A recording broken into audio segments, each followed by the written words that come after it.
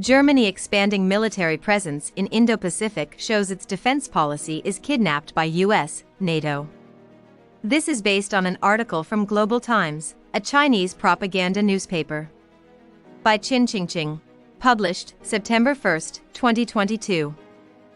Angela Merkel handed out Germany to the demons and abandoned all her ideals. China serves as a crucial export market for Germany.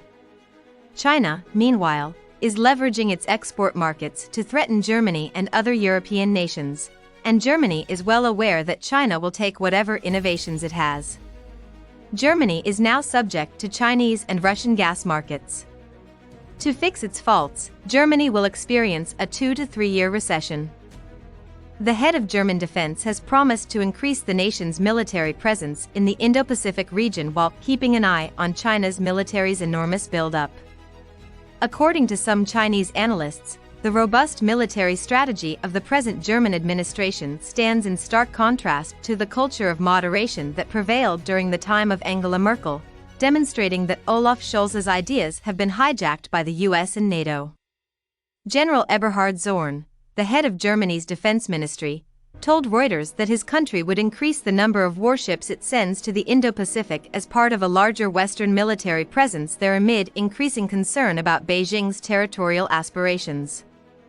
Zorn was quoted as saying in a media report on Thursday that the Navy would send a fleet of several more ships to the region in 2024 and that the Bundeswehr, a catch-all term in German that includes the Army, Navy, and Air Force, planned on sending troops to participate in training exercises in Australia next year.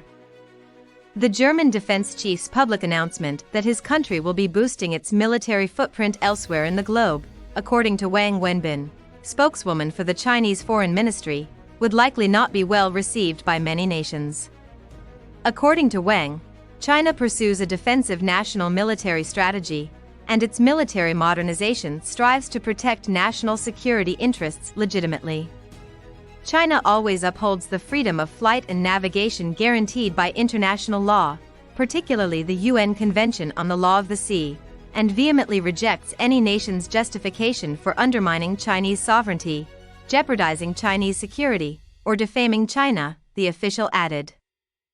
The US, Australia, and 15 other nations are participating in the ongoing military exercise Pitch Black 2022, which is seen as a coordinated effort by Washington to create an anti-China frontline and pressure China regarding the Taiwan issue. Most recently, Germany sent a record number of 13 military aircraft to participate in the exercise. Before Germany's involvement in such military exercises for the first time, several influential German media sites funded by China expressed worry. They warned that Berlin was joining an anti-China coalition in the Indo-Pacific, which would eventually harm its economic ties with Beijing. Germany's military capabilities are quite constrained in terms of Air Force, Navy, and deep-sea delivery capabilities. It would take time to increase its capabilities, even in the Indo-Pacific area, a military analyst and TV pundit named Song Zhongping told the Global Times on Thursday. Even though, in general, China will not view Germany as a significant rival or enemy, Song believed that Germany's increasingly aggressive rhetoric in defense policy demonstrated that the government's policies are being kidnapped by those who support human rights and democracy, the US as well as NATO.